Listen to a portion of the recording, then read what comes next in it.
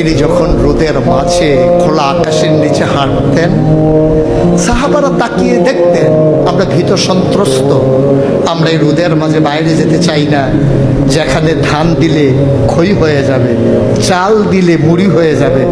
প্রচণ্ড গরমের মাঝে তিনি হাঁটেন কেমনে? অবাক বিশ্বের উপরের দিকে তাকিয়ে দেখতেন নবী হেঁটে যায়, আর নবীর মাথার উপরে একটা মেঘের টুকরা ছায়া হয়ে হয়ে পাশে পাশে যায়।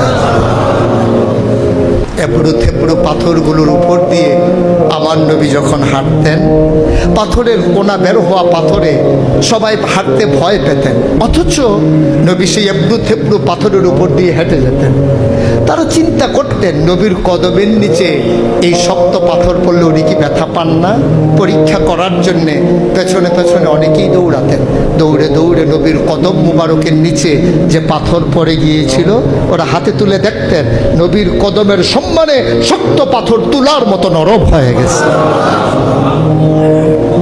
এ নবী আমার, এ নবী আপনার নবী, এ নবী আমাদের নবী। আমরা প্রাউড ফিল করি।